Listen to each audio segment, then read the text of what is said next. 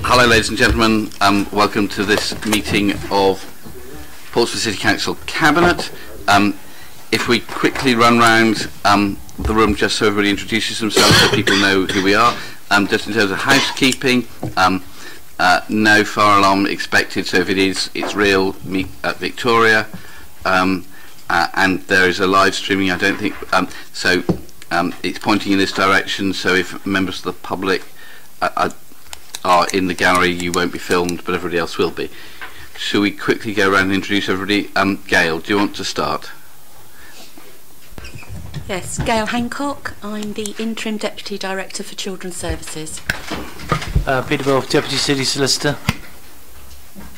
Chris Ward, Director of Finance. David Williams, Chief Executive.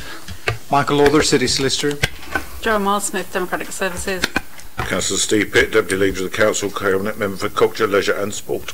Gerald Van Jackson, Leader of the Council and Chair of this committee. Jeanette Smith, Cabinet Member for Resources, and welcome Gail to Cabinet. You stole my thunder. Welcome, Gail. Rob Wood, Cabinet Member for Children and Families. Susie Horton, Cabinet Member for Education. Lynn Stagg, Cabinet Member for T&T. Dave Ashmore, Cabinet Member for Environment and Community Safety. And Darren Sanders, Cabinet Member for Housing. Great. Okay. Thanks so much indeed. So, apologies for absence. As I understand it, both Matt Whittington and Ben Dowling can't be with us because of work commitments. Colleagues, any declarations of interest? Nope. Record of previous decisions on the 12th of March 2019. Colleagues, are you happy with those minutes? Yep. Darren? Just two bits just to tidy some stuff up really. In the bottom paragraph of page 9, the final line, it's the final sentence. All of the rising recommendations except number 3 were supported. I think in your speech you wanted us to support recommendation 3, so that's just a factual thing. And then in the decisions that are taken, again, just some factual stuff really, just to reflect what we agreed. In recommendation 2, it talks about with the modification on recommendation 3. I would just replace that with the words including, because that just stresses the fact that we accepted all the report's recommendations. Just a bit of factual clarification in line, I think, with what you said, Gerald. Thank you. Joe, are you happy with that? Yes, that would be taken on into account. Okay, thank you. And I think Darren's right. That's a reflection of the events. Okay. Anything else, colleagues, on that? Nope. Thank you. And Darren, thanks for keeping an eye on that and making sure we were correct. Colleagues, I think we may have a discussion about the two planning issues, and I know that Toby will be upset, but can we put them to the end to see if we can run through the rest of it fairly quickly? So that's items 4 and 5. Because I'm very sorry, I've got to appear in front of Select Committee in the Commons at 4, which means I need to be on the 1:50 train, which means I'm out of here at 1:40. I know Steve enjoys planning, so he may have to do the planning bits. Does that fill you with joy? Absolutely. Good. Rob? Yeah. Chair, I also have to leave by 1:45 because I have a meeting. Okay, so let's move along. Items, colleagues, are you happy with that? Yeah. Okay, item 6, revenue budget, revenue budget monitoring quarter 3. Chris, thanks so much indeed for the report. Anything you need to add to this? Very brief introduction, conscious of time. As you can see, the report takes us to the end of December, so third quarter, December 2018. Sets out the proposals to deal with the approved budget amendment that went to Council back in February, and how to decrease the budget by £2.5 million. Two proposals. The first one is to reduce capital programme by 1.4 million. The other proposal is to transfer from portfolio reserves of 1.1 million, making up the total balance of 2.5. Having dealt with the 2.5 million, the overall forecast for the year now is a forecast overspend of 0.8 million. The main overspends are set out on in the table in page 113. The big overspending areas are both adults and children's social care. That was deliberately budgeted for within the contingency at revised estimate stage, so it's fully funded from the contingency, leaving the remaining variances as the items that are causing the overall £0.8 million forecast overspend. If we do end the year with a £0.8 million forecast overspend, general reserves will have actually improved from 20.6 million at the start of the year and end the year at 22.2 million, which is an improvement of 1.6 million. Thank you, Chair. Okay, colleagues. Thank you very much indeed for that. Chris, colleagues, are you happy with this suggestion? Okay, thank you very much indeed. Item 7, International Holocaust Remembrance Alliance Guidelines on Anti-Semitism. Item 7, Steve, I think you're more of the expert on this than I am. Do you want to quickly introduce this? Nothing major to add, except that we just want to check with Michael that what we're adopting is the actual guidelines and not the motion as a whole, which included other bits and pieces. It's the guidelines we're adopting, is that correct? That's correct. Okay, colleagues, are you happy with that? Okay, thank you very much indeed. The next bit then is item 8, is Sister City link with Sillett. Now, I don't know if people have got in their pack. Yes, we got a letter from them on page 135. Letter from the Mayor of Sylhet. It seemed to me sensible to see if we can have a link with Sylhet in Bangladesh. It's the city and the area where a large proportion of the Bangladeshi community in Portsmouth live, and to have this as an area where we can do some work for economic development, to improve trade, and bring economic prosperity both to Portsmouth and to Sylhet is the right thing to do. And so I'm happy to suggest it's good to have a letter from the Mayor of Sylhet saying that he thinks this is the right thing to be doing as well. I understand it's a cabinet decision, so are you happy with that, Jeanette? Yeah, I just need to sort of speak on this because there is a slight movement away from what normally happens with sister links and sort of twinning, because this one actually sits in economic development, which I actually think is a way forward, and there will be a report coming after PERDA to sort of look at that. The other thing to note is in 3.11, there are no funds for this, and it's to make sure that the two people that deal with all the twinning and sister links and various things in between on this sort of subject, we resource it properly, and that will be in the paper too, because there are no finances, and that could cause problems as it's starting to with all the events that are coming up in the next year. Yeah. Okay, that's sensible warning. Okay, with that proviso, colleagues, are you happy with that? And that we write back to the Mayor to see if we can make sure that this progresses and becomes an official link. I don't view this as a thing where mayors are flying to each other, etc. I think this is about economic development and work like that. And now most things can be done via Skype and the internet, and so I think we can do good close links without having to spend a great deal of money. Colleagues, are you happy with that? Thank you. Forward plan omission, for which my apologies. There are two things that we'd like to do. One is the open access youth provision, and the other is notification of trees on the highway. Sorry? Not the same thing. Okay, what have I done wrong? The trees isn't a forward plan omission, that's an information item. Oh, it's only the 2010. Okay. first one. So you're not interested, Joe, you're not interested in trees? I'm very interested. Okay, well, note Joe's lack of interest in trees. So are you happy for us to look at this, even though the youth service one is an omission from the forward plan? Yes, thank you. So, open access youth provision. The reason this has come forward, ladies and gentlemen, is we've had many discussions, and I think rightly so, that there is significant concern around the city about things for young people to be able to, constructive things for young people to be able to do.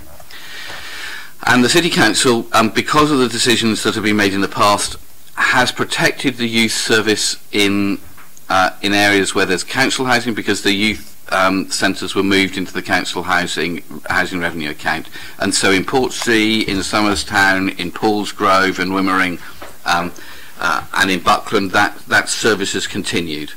But in much of the rest of the city, both in the south of the city and the east of the city, there has been very little or no open access youth provision available for people, for young people.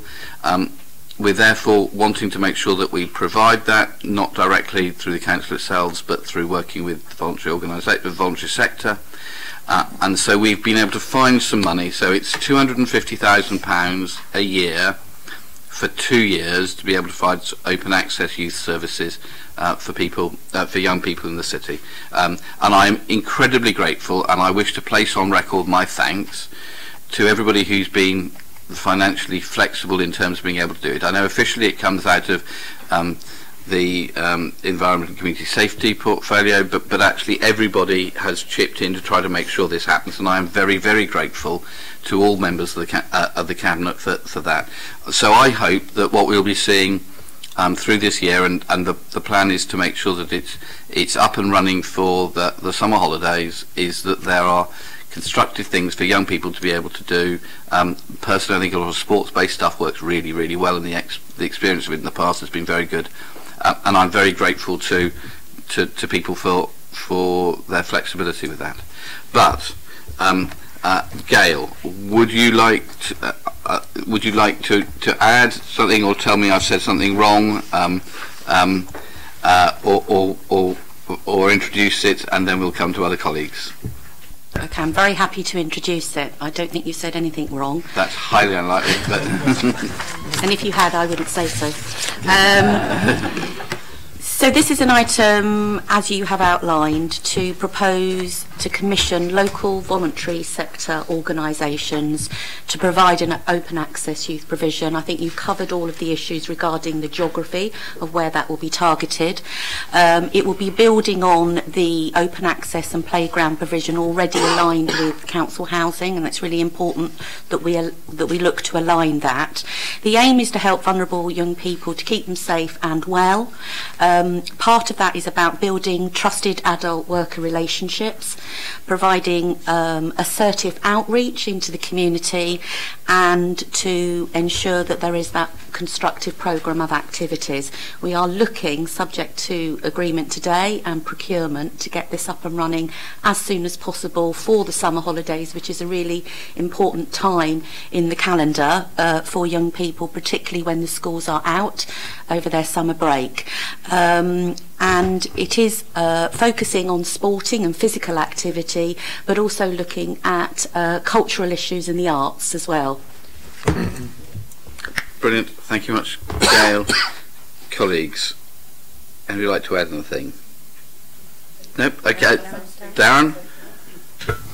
Just a few observations, Gerald. Firstly, as the Cabinet member who's basically the Cabinet member for Youth Services at the moment, I'm absolutely delighted that this report is coming, because there is some excellent work going on housing estates at present, and I'm delighted that we're going to be able to build on it for the whole city. Issues around young people just don't stop at the boundaries of housing estates. They occur everywhere. I know that from my own ward, and there's lots of places in the east of the city, and in old Portsmouth, for instance, where there's lots of low-level antisocial behaviour, and the sort of integrated approach that occurs on housing estates there will help.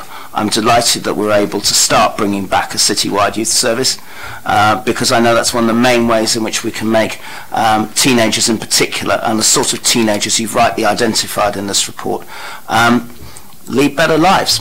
And that means a better city for everyone, not just people living on housing estates. Well done, Gerald. Thank you. Not collective thing. Colleagues, are you happy with this? I think people in Milton, where I represent, will be overjoyed to see some of this happening, and I'm sure the same is true in Baffins, in Southsea, in Drayton and Follington, Copner, everywhere. Okay, thanks very much indeed. Okay, item 11. I know it's only for information, but I think this is important. because I get lots of moans about this, because COLAS, who have the contract to look after trees on the highway, come along and chop down trees. And when they did it to me, and we have a tree next door, they didn't bother telling me. And the same, I think, happens with many other residents. So Councillor Steve Pitt has produced a new way of doing stuff within the parks area to try to make sure that local residents get to know if there's proposals to fell a tree. This is to try to make sure that if there is a suggestion of chopping down a tree on a road, local residents get to know about it before it happens and have the ability to influence that. So I'm very grateful for everybody of this. So the suggestion is that that COLAS will put a sign on the tree, like with cable ties. They're not going to hammer it in, but with cable, like we do with planning applications, you know, the green laminated notices, to say what the proposal is to do with this tree, what the reason for doing it is, what the replacement tree will be like, when it will be happening, and how can people contact if they're concerned about this. So we get a lot of people moaning a great deal when trees go in their road and nobody has bothered to talk to them. And it's gone on for years, and I'm pleased that we're looking as if we're going to have a system which will let people know that this is going to be addressed. I've got Lynn and Jeanette. Yeah, I think this is very welcome, because COLAS in the past have put notices out saying tree works, and with no indication. Yeah. And this happened in, I think it's one of Councillor Stubbs's, Councillor Stubbs here, he was. Yes. In one of the roads, Allen's Road, I think, and they were planning on chopping down the trees. I mean, there were good reasons for it, but the residents were in uproar about it. So I think to clarify it is much, much better. Thank you. Jeanette? This report, yes, is for information only, and it quite rightly focuses on felling of trees. Is there going to be a report on actually putting in trees, where residents are now starting to ask why trees aren't put in roads? So is there plans to do that? My understanding is that already happens, because there's a budget for putting in trees each year within the COLAS contract, which the council stumps up with. If we want, we can. I think it's a sensible thing to do, to say how do people influence what trees go in, and what sort and where they might want them. Is very sensible, because I know Ben has been working very hard to get. Ben Downing has been working very hard to get as many trees as possible in all over the place. Susie. Just to say that all councillors were sent something before Christmas. It's probably worth doing again, but where we were sent a map of our wards and asked to identify areas, because I engaged with some of the local residents on that, and actually it has happened, and it's really positive feedback. But it probably could happen again at regular intervals. But we were sent that map. Lynn. Can I also mention that they get put in redundant build-outs rather than the build-outs being taken out in order to create extra parking? So we've got a request for you for two trees in the highways in Milton coming to you in a minute.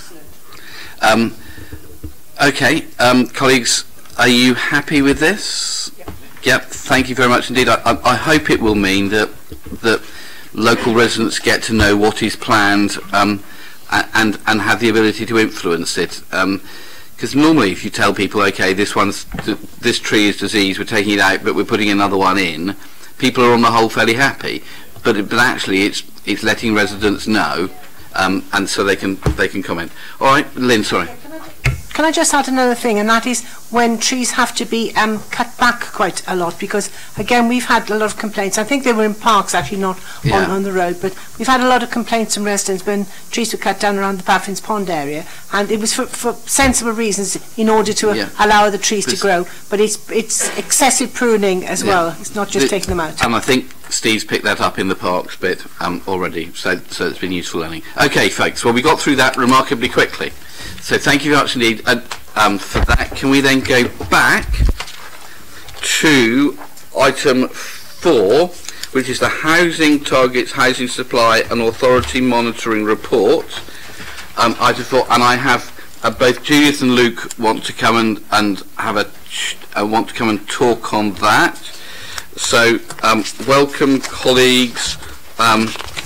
and Paul, I'm sure you'll introduce it. Oh no, Toby. Toby, should we do your introduction first and then ask Judith and Luke to follow that, if that's all right? Because your introduction might allay some concerns they may have, but let's start it that way round. Okay, Toby, do you want to introduce yourselves? Sure. So my name's Toby Aileen. I'm Planning Policy Manager at the Council. I'm joined by Daniel Young, who wrote the Authority Monitoring Report, which is part of this item, and Paul Barton, who's the Interim Assistant Director of City Development. Okay. Fire away. Okay, thank you. Well, still mindful of time, I'll try and keep to the main points. But the report you have in front of you is mainly to update members on issues around national housing targets, our local housing supply, as well as what's been happening in the city over the period to the 31st of March 2018, which we have to record formally and set out in our Authority Monitoring Report. I'll finish with the recommendations, but I'll just go through the report in order. First of all, the report sets out some background where we are preparing a new local plan for the city to run to 2036, but in the meantime obviously we are dealing with planning issues on a daily basis. We're dealing with issues around balancing of needs, balancing of housing and other requirements in the city, and this is all happening against the background of changing government policy on planning for housing. And I know there's name checked here a number of reports of cabinets updated on that issue as it's played out. Government has now published I'll start again, forgive me. Government's now published results of a housing delivery test, which includes an issue with the confirmed changes to national planning policy, which sets out in effect a new figure for housing needs that us and other local authorities should be addressing, as well as considering how we've met those needs so far, and then that also has implications for our housing supply going forward. So that's setting it out. Taking this first, the publication of the housing figures means that we're now able to complete this authority monitoring report. In other words, the monitoring report to 31st of March 2018, publication of that report has been withheld until now because we didn't know what targets we may be assessed upon and how to treat the delivery of certain housing, such as student housing. So we've been sat on that report for a number of months waiting to be able to complete it. The housing delivery test was supposed to be published in November. It was finally published on the 19th of February. So that's where we're now in a position to complete that report, despite it being some time ago. Toby, so just make sure I got this right, that the government has only just set the test for things that were completed almost a year ago, up to March 2018. Is that yes, no, or otherwise? Broadly, yes. There are certain elements which are more important here than in other local authority areas, which mean that we have had to wait, the key of which is student housing, but we'll return to that as we go. Fine. Okay. So, turning to that report, the Authority Monitoring Report, it sets out basically two main things: what development and other things have happened within the city over that 12-month period, as well as our progress in planning policy and what we're doing as a local planning authority. Without going through all of the bullet points of the headlines here, I was just going to pick out a couple which are really around, because we're now able to understand our delivery and so on and so forth. The main bullet point I would suggest is bullet point 2 under paragraph 3.6, which points out that although the planning team are doing what we're supposed to be doing, which is constantly looking for opportunities for development to meet the city's needs, this new figure of housing need the government has confirmed now means that we cannot demonstrate a 5-year housing supply going forward. If we were calculating our supply against the old plan figure, the currently adopted figure, then we'd have over 7 years on the current basis. But the increase in target, the increase in need that we're assessed against, has made the difference. I don't want to discount all the other bullet points in this. The Authority Monitoring Report covers a number of very important issues, but I think that given the time, I'll move on and take that as read unless there's any individual questions, and move on with the rest of the report. So paragraph 3.8 onwards talk about the housing delivery test. This is a new initiative by government to assess the delivery of new housing.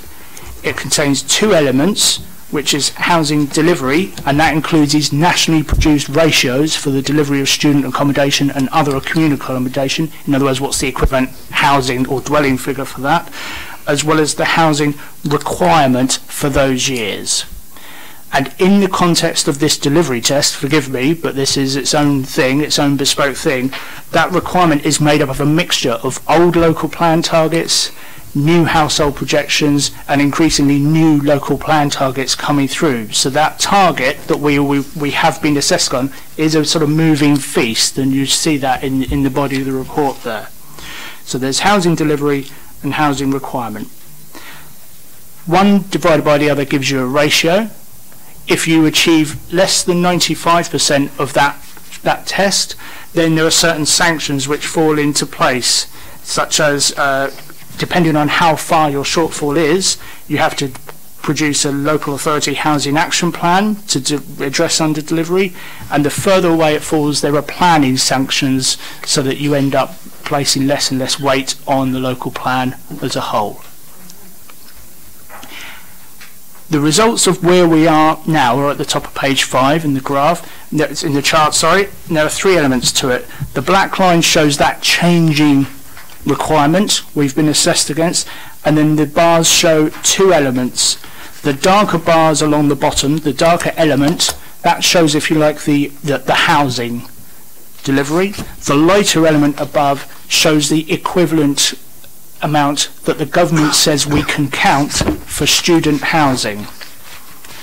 So what this shows overall is that we have actually exceeded our requirement according to this test by 22%. But I must stress that it's only because of that quite favourable in many ways actually ratio of student housing that we've been allowed to be given.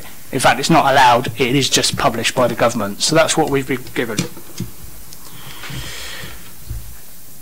Obviously we can't rely on that in the future, or we may not want to anyway. But the point is that the publication test does give us a formal position now on this vexed question of how the planning system might treat student housing, if not actually meeting housing needs within the city, and also regards to how it can count towards its overall delivery. I was then going to go on and mention about where we are with the what that means then for our target. The student housing is a current short-term issue. More important for us for the local plan is the government's confirmation that this housing requirement need figure has been set at currently 863 homes per annum, and that is what local planning authorities, ourselves and others, using that methodology, will be expected to do what they can to meet. This is not our housing target now, it is the need to which we are expected to show willing in the production of the local plan to deliver. If we cannot show through our local plan that that can be delivered sustainably and technically and realistically, then that is something that then we're expected to talk to our neighbours about under duty to cooperate.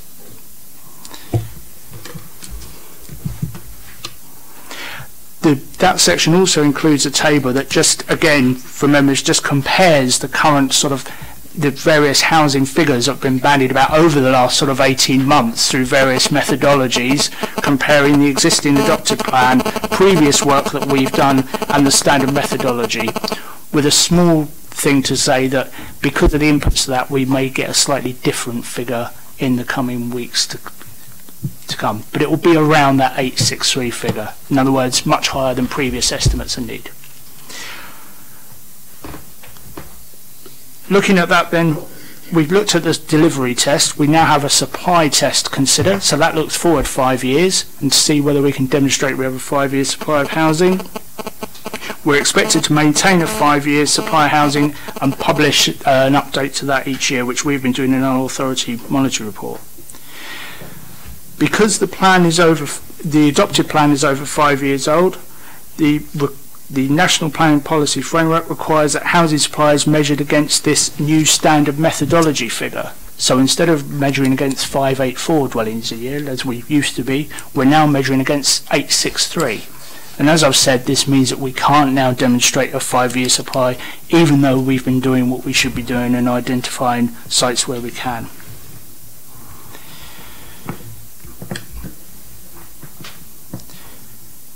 Using that standard methodology, including the beneficial ratio for student and other accommodation, we think that the current assessment of housing supply is 4.7 years. That assessment will be revised over this summer. It's quite important to know that that will be addressing the current consultation we've got out at the moment, you approved, with looking at the local plan, looking at sites, so that's out with landowners, seeing what other sites may come forward. It's also seeing how we may be able to overcome constraints on development, and obviously many speak for themselves. However, there's also a thing in that the government is expecting us to be far more strict with ourselves about the test of deliverability and whether these sites are actually going to crystallise into housing development. Therefore, I can't say to you now that we could expect this position to be any better anytime soon. What we'll be doing is we'll be reviewing that long list of sites, that assessment sites, following the current consultation to see, A, we might get some more sites, but B, we need to be more realistic about delivery, and we will see where that gets us. But I would not ask members to expect we're going to get to 5 years anytime soon. So that leaves us in the current position. And what that is that not having a 5-year supply of housing has an immediate impact for how we determine planning applications, with far more emphasis on the National Planning Policy Framework. This is a particularly bespoke and detailed element of the planning system that warrants and requires specific training for planning committee. And therefore our intention is to run a bespoke session with Planning Committee to ensure that this is accurately and correctly addressed in the determining of future planning applications, because this is a legal and procedural point that we must get right. And therefore, as a point of detail, we've talked to the Chair of Planning Committee and intend to be running the session before the next Planning Committee in April, because they need to understand and be seen to be addressing that point before they determine their next application where housing supply is an issue.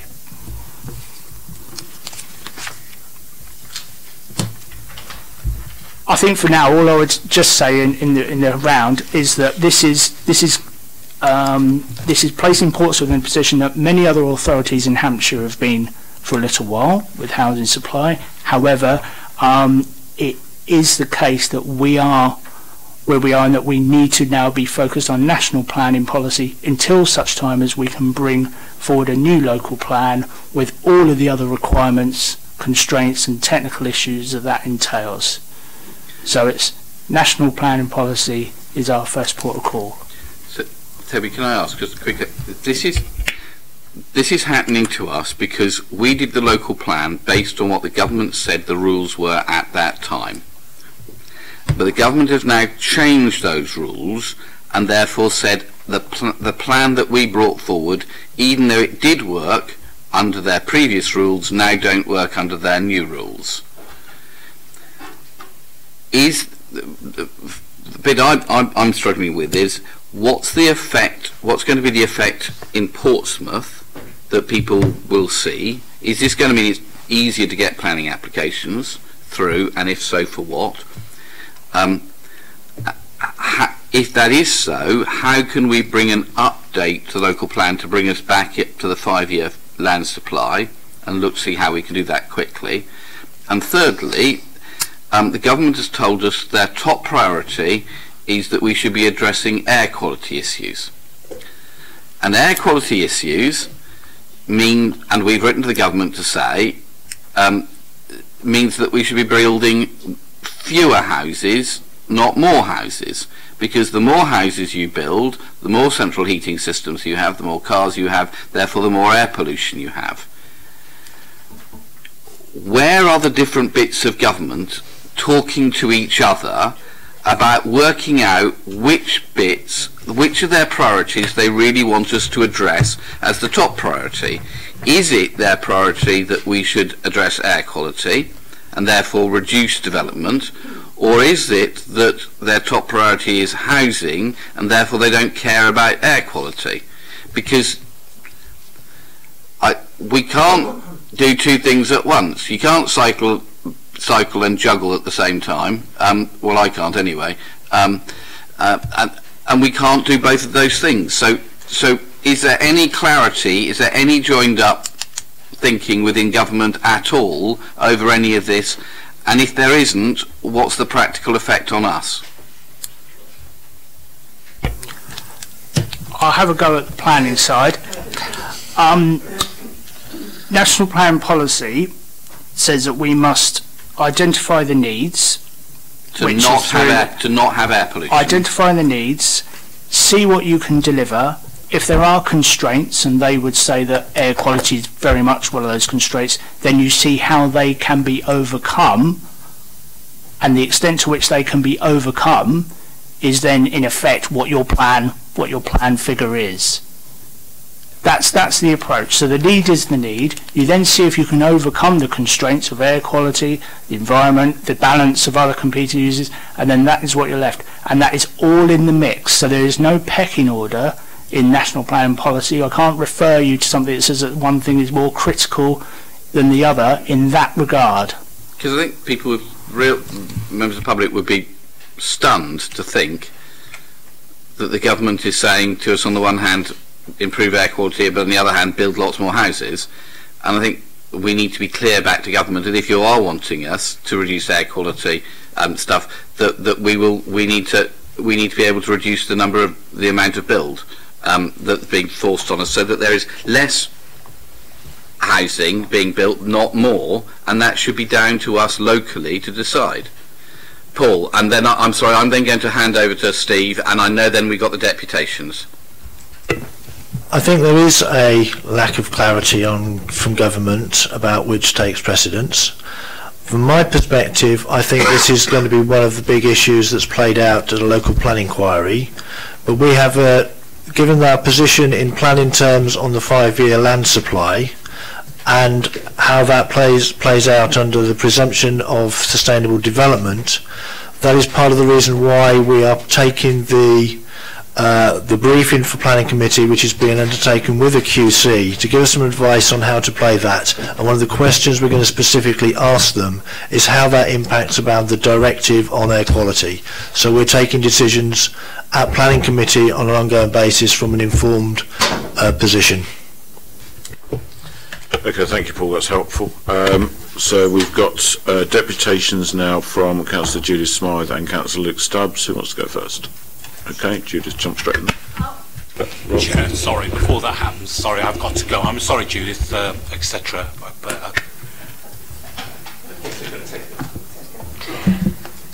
The reason I wanted to go first, Chair, is that I wanted to pick up directly from what Gerald was saying. I read this with interest. It is a stunning example of lack of joining up by government, I must say, and a stunning example of how centralised the present central government regime are, and how possibly other things they've been doing over the last 2 years have got in the way of better strategic thinking, but that's by the by. What I think is important is that, first of all, I know that you and Gerald were very much in support of having a cross-party approach to local planning, and I think this makes it even more important that we do, because it's a very long-term plan here, and if we have silly political differences and interpret evidence differently, then we're going to get ourselves in all sorts of difficulties with communicating with the public and involving the public in decision making. But second of all, picking up from what Gerald said based on air quality, I do think that the climate emergency motion we passed enthusiastically at the full council last time really has to start informing our thinking and our comments, and indeed the minutes we're taking about this kind of thing. The first of all is the point that Gerald's made about we need to know more about what is the effect of building another home on all the environmental issues. But I think equally importantly is how we do it. In particular, our new local plan has got to start having in it, as indeed some of us suggested for the Kingston prison planning application the other day, those of us who are on planning committee, was electric car charging points built into any new development as a requirement, and I realise we can do that only when we've got our local plan agreed. Second of all, higher standards of insulation. We've got very few passive houses, to use one standard in Portsmouth. We could have more solar panels and so forth.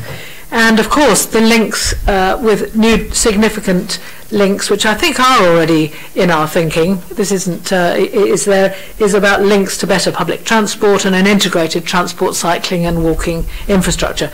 And I just think we can't afford to have any debates about this kind of thing, particularly about the local plan, without recognising the consequences of what we all rightly agreed at the last full council. And so when I read this, I thought this is an opportunity for us to start to demonstrate what differences that is going to make to our attitude to developments, and indeed to the sort of specific planning guidance that we will want to give to developers in the future, which has got to start now. It can't start in a few years. So that would be the sort of way in which I hope that we're thinking about putting the local plan together. And it would be helpful, I think, in the light of this paper, which is, I mean, the government's been doing this to planning all for years and years, hasn't it? It's not new in that sense, but I do think we need to have a few facts and figures behind the effects on the various measures of our carbon footprint, including, but not exclusively, air quality, of building a home, 2 homes, whatever it is. There must be some figures about that we could start to employ in other words, prepare very early for our local planning inquiry, that we're already to be anticipating answers to questions that we're going to be asked. So, Chair, I hope we can factor that in, and that everybody in the Cabinet is broadly in agreement. Thank you, Judith. Luke? Thank you, Chairman. I think that there are 2 broad takeaways from these documents. One I have to remark on is just how important the provision of student housing has been towards meeting the housing target in recent years. And I have to marvel at the fact that in 2017-18 it contributed more than half of the addition to housing supply. Now that supply will continue in 2018-19, we know that because those buildings are already completed, and it will continue largely in 1920 as well, with the Co-op building and with Wingfield House. And thereafter I think it's going to drop quite sharply, and you're down then to perhaps a core level of completions of more like 400. In fact, at one time I made a point of getting all of the old housing completions all the way back to 1981. And while there were a few twists and turns within that, 400 was very much the average. There were a couple of booms where up towards the top of the market a lot of flats got built, but generally speaking it averaged out to 400, and of course the booms followed by the bust, where it goes to much less than that figure. The other takeaway is the one we've just discussed, which is that we now no longer have a 5-year land supply, and this is of profound importance, because not having a 5-year land supply means the presumption in favour of sustainable development applies. That means that local planning policies that restrict the supply of housing carry 0 weight, and that means policies such as those that protect employment land, and arguably policies about density as well. Now, of course, that doesn't mean we're going to end up building on Farlington Marshes, say, because that's protected by national legislation, but it's the local policies which protect employment provision in Cotner and Farlington and elsewhere. I strongly suspect that one of the consequences of this is we could see planning applications for residential development on part of their land, and this authority will be in a very weak position if it tried to resist, because it can't demonstrate how it can do its numbers, and that is that's a new position to be in. I mean, the 5-year land supply test has been running for, I don't know, did it come back in 2012 with the MPPF? I think it did, but it's been running for a while anyway, and this is the first time we're in this position, and it can be quite uncomfortable. I mean, I've certainly seen in more rural fringe authorities, you find greenfield sites that are not allocated in the local plan have to be given planning consent, and if they're not, they go through on appeal, and so you end up with very much an appeal-led system. Now, in terms of our city, it also affects density, because you can legitimately say that, well, there is no more land, so the only way of making up a larger number is to build at higher density on the sites that you do have, and that may come into play in a location such as St James's, and that's going to be very unfortunate if it does. The other thing about future revisions is I'm not at all convinced that the future revisions are going to be favourable, because we're caught up in to a lesser extent, but to the similar situation of Oxford and Cambridge. So Oxford and Cambridge have two of the tightest housing markets in the country, and yet Oxford, under the government's figures, was given a housing target of 0. And the reason it was given a target of 0 is that, well, the formula went that a certain number of students enters per year, the same number left, therefore the net effect is 0. But that disregards the reality that a certain proportion of those students as graduates would like to remain in the city, and so Oxford and Cambridge are going to find their numbers revised up quite considerably.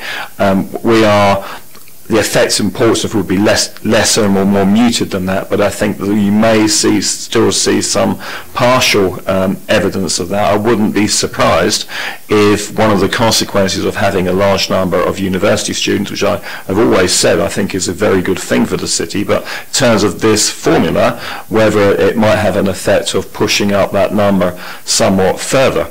I do have to disagree a little bit. Some of the points made about air pollution, for the obvious reasons that the big cities in this country have higher levels of pollution than here. Most noticeably London. Well, London has a housing target of about 50,000 per year. I've yet to hear anyone say that should be all met by building an open countryside. So you either have to accept that you have to have housing in cities or not. But you know, we are not the most polluted city in this country, not by a long way. All the West Midlands boroughs, apart from Coventry, are in worse shape than we are as well, as is Southampton. And of course, you know, so you could have a situation where Southampton councils say, well, we're too polluted, meet the numbers in Portsmouth instead because that's cleaner. So it's a sort of risky game going down that one. I guess I'd like to hear a bit more, you know, from the officers about what the presumption is going to mean. I suspect it's going to mean potential loss of industrial sites, potential higher densities, and that we'll be on a weaker position on appeal. I don't know that it's going to have any effect on housing multiple occupation policies, because I don't think that changes the housing number either way. So I'm going to guess that it won't, but I don't know that, and it will be good to have some thoughts on that. Thank you, Luke.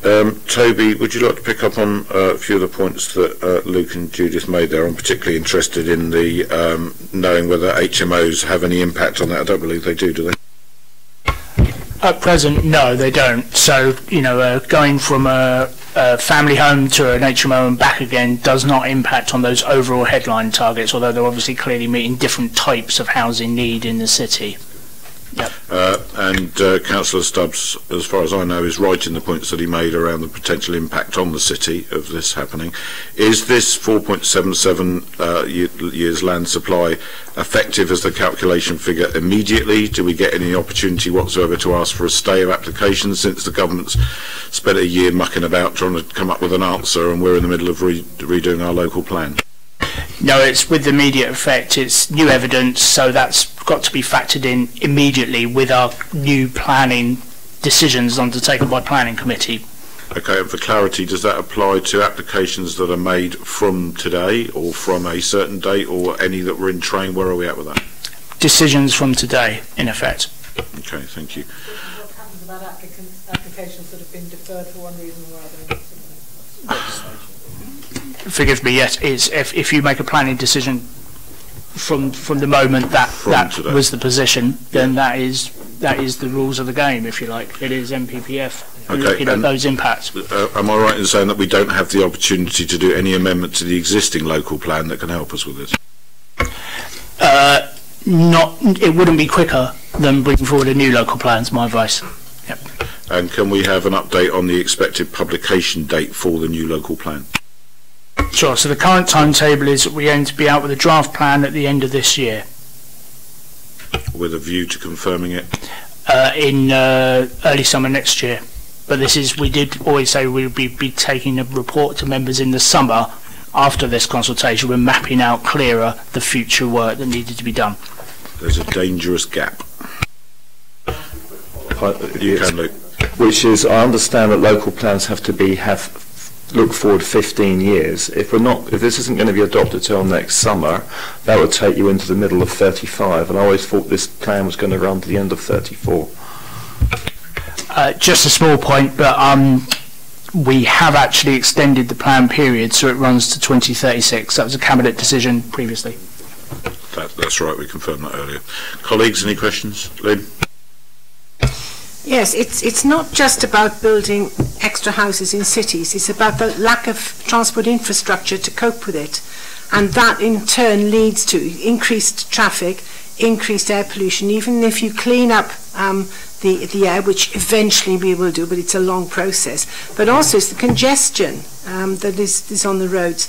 And that is a loss of money for the local economy as well, because I can't remember the figure, but it's a huge, for every minute you're held up on the roads, it's a loss of X number of £1 million, etc.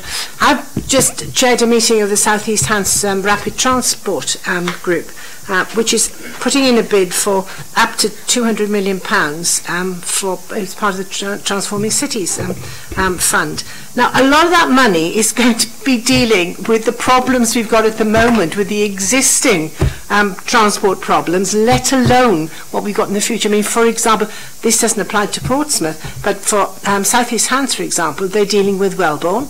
There's no planned transport infrastructure going in there, and also the area around Waterlooville. Massive expansions, and if we want to get people onto public transport, you've got to have the road transport network that gets people to the places that they don't have to take a car to wherever they need to get the public transport and so forth. And public transport is one of the answers to some of the problems of traffic issues and so forth. And there's no joined up thinking. Now, this one thing that drives me nuts in planning. If we object to something on the grounds of this, that and the other, the developers will appeal, and they'll go to Bristol, who will uphold the appeal, and then we get fined. So if we're, for genuine reasons, for example, the prison development, I objected to it on transport grounds, yet there's going to be up to 370 additional cars, something like that, that are going to be on that particular roundabout.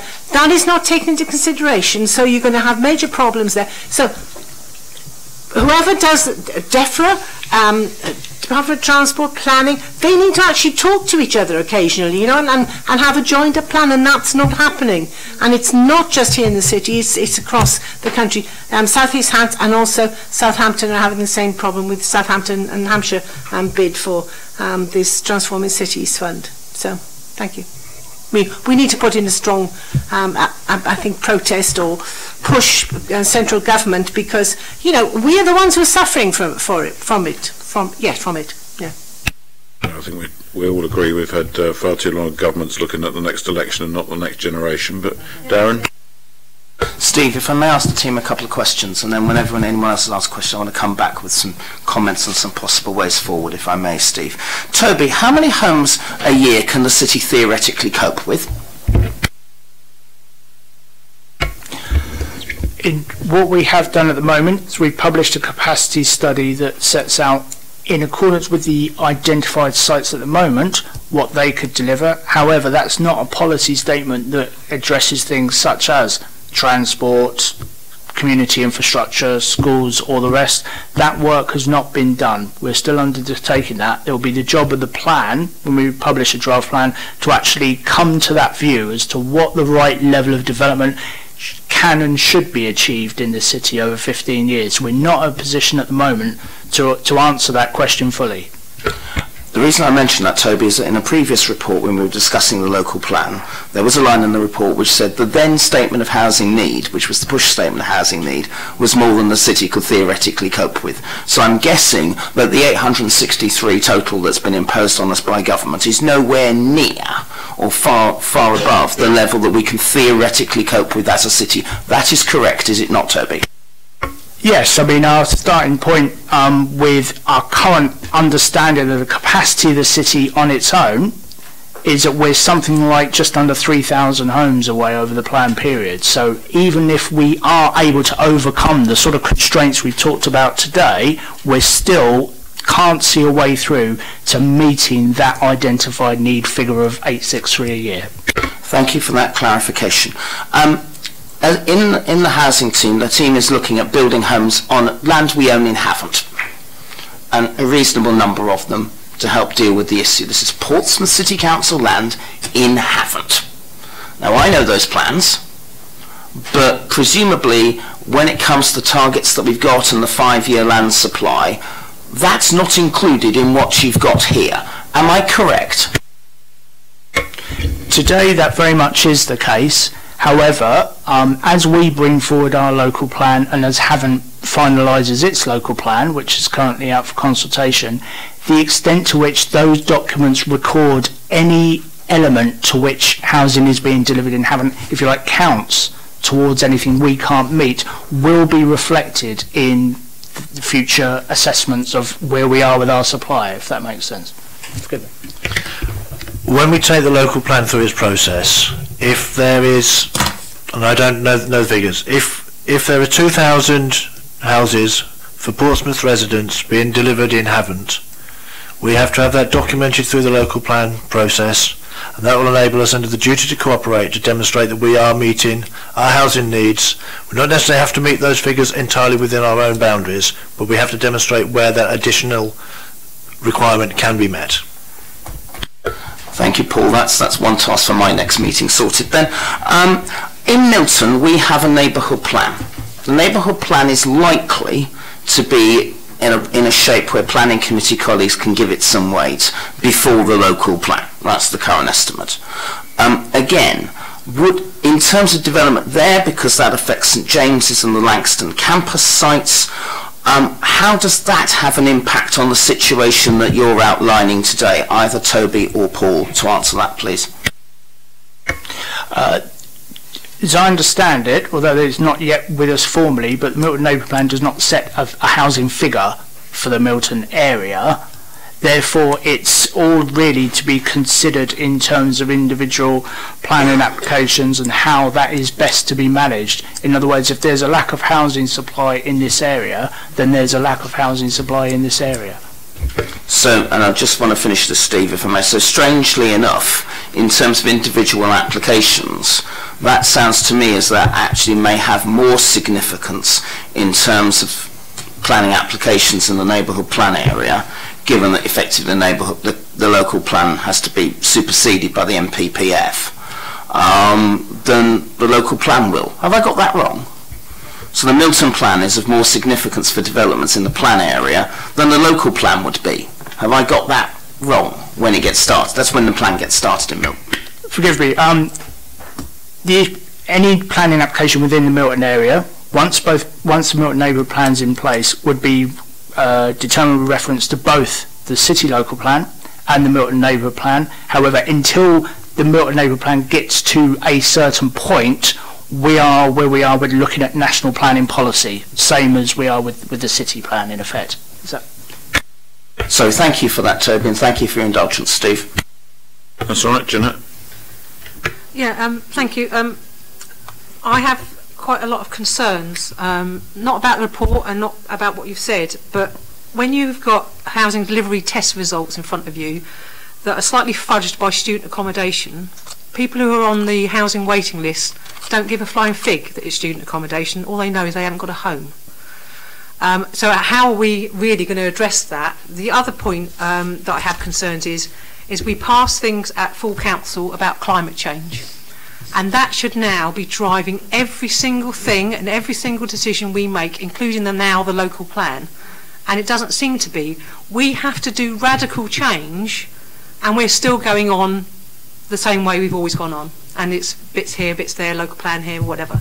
And that disappoints me, because this is now our chance to tackle air quality, tackle the homeless situation, tackle affordable housing, social housing, and student accommodation has been built. There's nothing we can do about that, but that can't cloud the fact that we are failing our residents because we can't provide housing for them.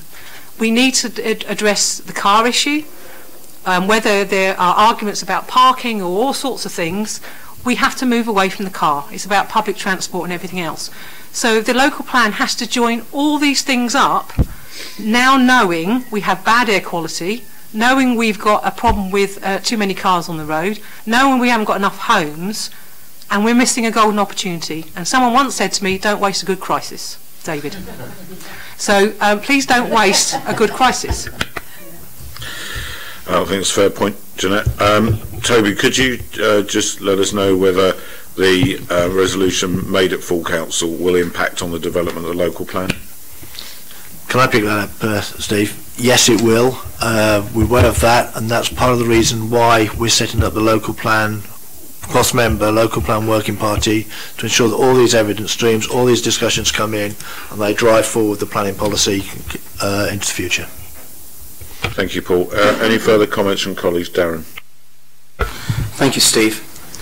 The crunch has come. It's as simple as that. We've been said for years that eventually, because we are constrained, and look, we're more constrained than Oxford or Cambridge or London, in part because most of the city is an island, so therefore we've got a geographical constraint that goes on, and we've got a lot of protected open space that we need to keep. Although I understand the issues that you raised about the markets in all three, because we do face similar problems, we're even more constrained than those, but the crunch has simply come. And what makes me angry about this is that this is a government, and Judith was very polite about the government, this is a government simply paralysed by Brexit, which is unable to get one hand to talk to the other. Now, where I'm from in Lamport, that normally means the backside not talking to the elbow. But essentially, you've got on the one hand the Department for Transport and DEFRA going, you have to tackle air pollution, and on the other hand, you've got a government, you've got a Ministry of Housing going, essentially this is a developer free-for-all. Because if you can explain to me what sustainable development means, this is now the acid test of the argument when the MPPF was set up around what is sustainable development. We are now the test case. Because sustainability means it doesn't clog our streets. It means it doesn't choke our children. It also means that we have to provide homes that people can afford. I know we've had a discussion previously about council house building, and you cannot build your way out of a crisis. And if you didn't believe you can build your way out of the housing situation in this city, here's your proof. Because we have now hit that crisis point. And it really frustrates me that we have artificial targets imposed by government that we can't we can't cope with, as Toby's just outlined. We just don't have the room. Otherwise we start building on Milton Common, we start building on Farlington Marshes, we start building on protected open space, everything that makes people want to have our city as a community, not concrete, everything around that.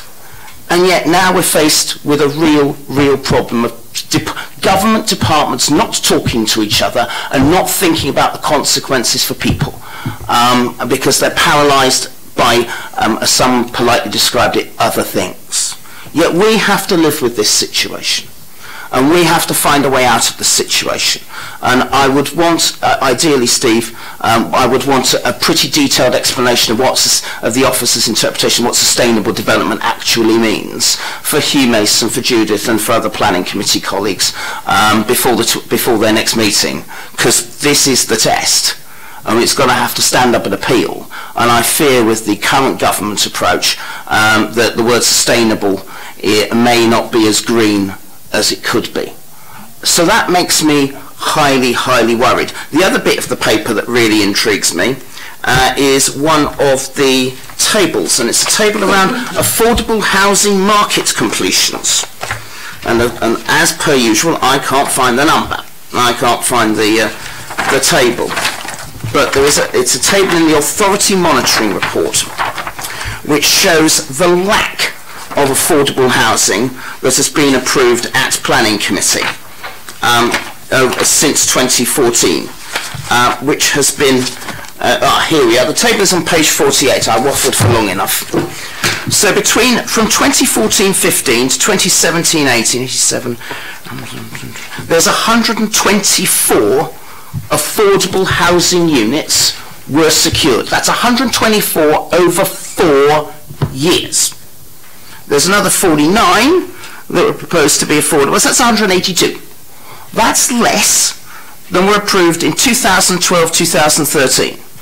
In the paragraph above that, 3.3.29, it says in 2017-18, this up to March 2018, the total number of affordable housing units built in Portsmouth was 46.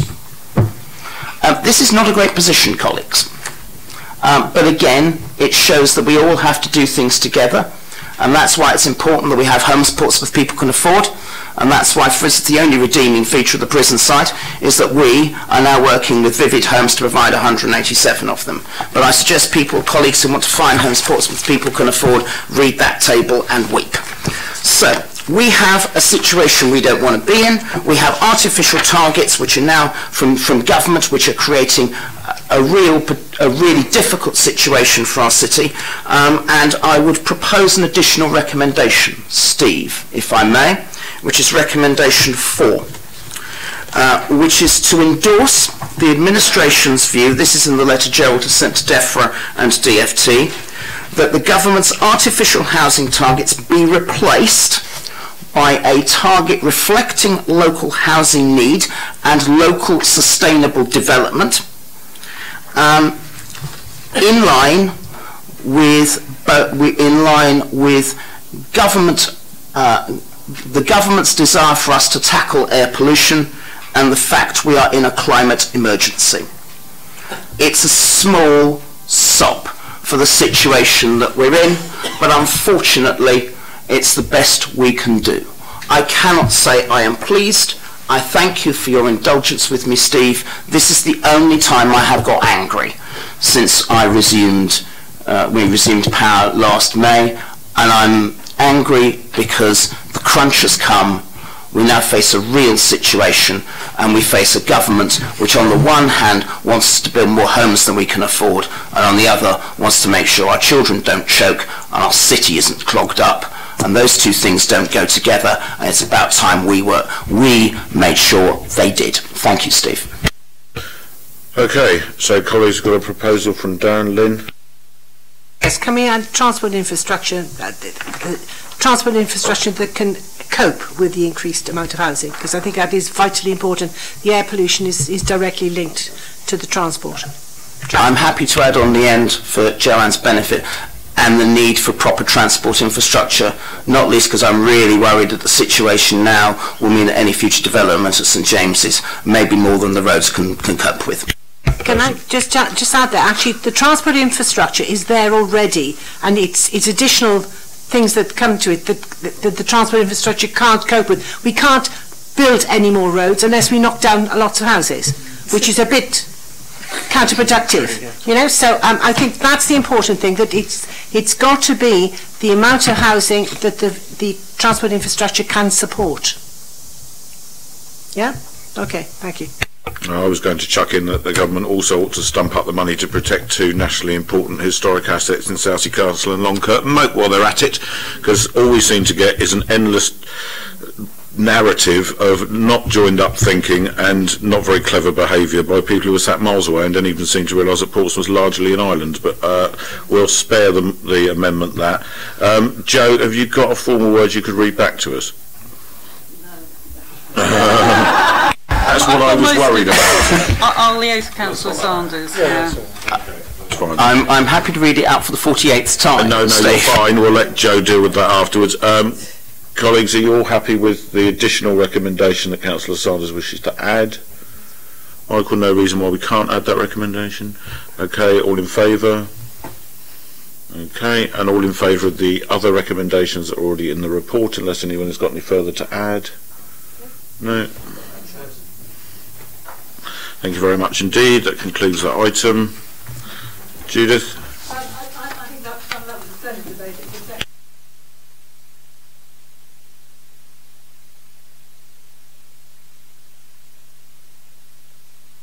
Judith, you need to use a mic if you're talking, because otherwise we won't get it on the record.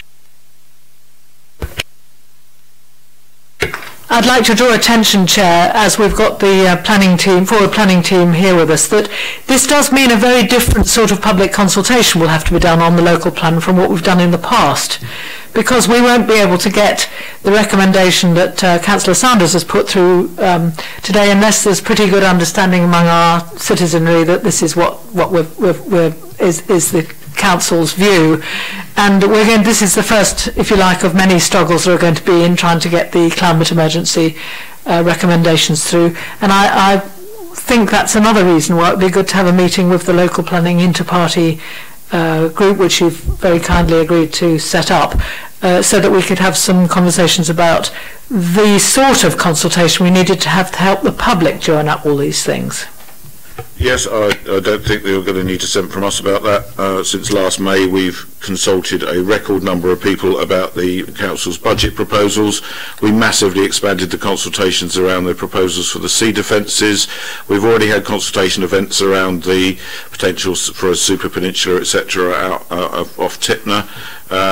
Of course, this will be included. We've had consultation drop-in events on the Seafront Master Plan. I think when you add all that together, this year this administration has consulted with more people in this city than any other one it probably has ever, and that's feedback from our colleagues in Comms who are telling me that we get record responses for everything, including the recent consultation we did about the public realm improvements to where the former Drift in the City site was, which was 100% positive feedback and deemed to be probably a unique experience in that event. So we will of course do that, and we will do it not because we've been asked to, but because it's something we would automatically want to do.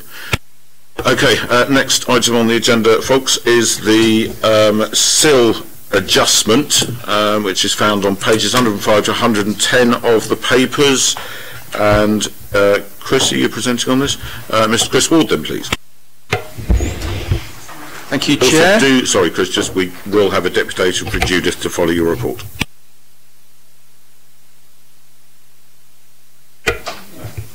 And we won't. Thank you, Chair. Well, this report concerns what's fondly described as citywide SIL.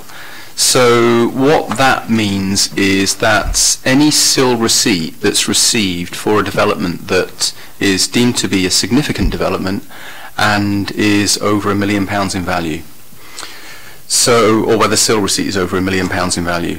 So there's the existing policy, which is really embedded within the current budget and policy framework, which enables any SIL for such a significant development in its totality to go into what we'd probably describe as the single capital pot or the corporate pool. And then that is available to be spent and determined by the City Council.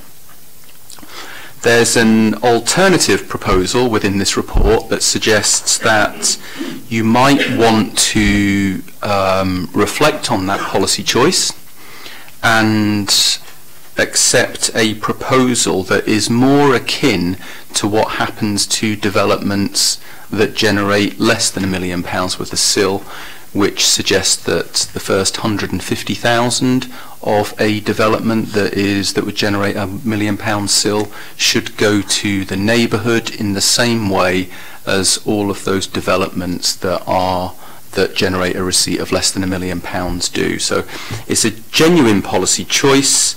If you were to adopt what's described in the report as option 2, then it would bring consistency with the current policy for those developments that generate SIL of less than £1 million, although the consequence of that would obviously be that there's less money available to go into the corporate pot and to be decided to be allocated on a non-ring-fenced basis. So it's over to you, Chair.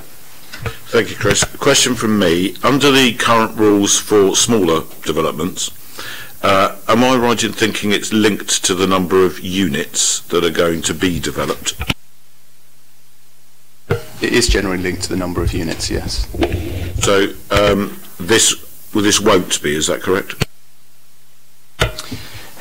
Not in its entirety, because it depends on the overall level of SIL to be generated, because there's a cap on the proposal which says it can't go beyond 150,000, which effectively says it's the first £1 million of SIL. So if there was a development that generated £2 million worth of SIL, then only 150,000 would go to the neighbourhood element.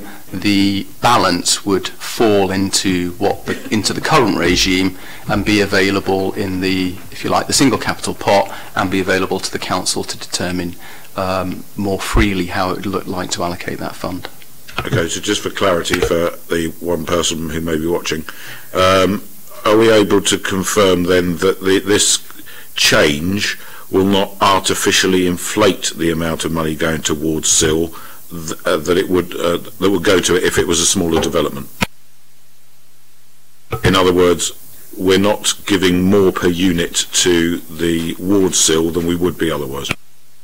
No, in actual fact, in almost in every single case, unless the SIL receipt was exactly £1 million, you'd be given less. Thank you, that's what I thought. Colleagues, any questions, Darren? No questions, just some comments, Steve, if I may.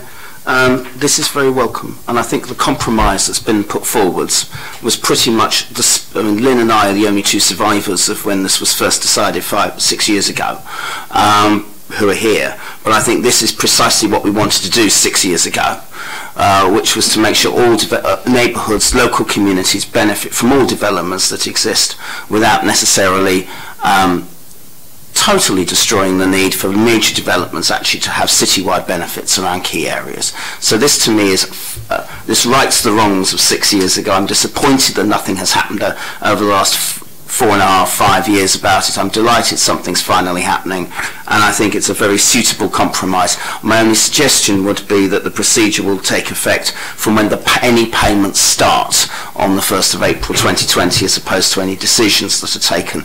I think that's the spirit of what's in here, but because it won't affect any decisions, it will only affect when the payments turn up. Anything that's paid after the 1st of April 2020, I would suggest is subject to this new and excellent compromise. Thank you, Steve. Chris, could you just confirm that? Yeah, just to clarify, what we're seeking to avoid is causing a problem with the existing capital programme, because the existing capital programme relies on the 4 SIL receipts that are embedded within this report.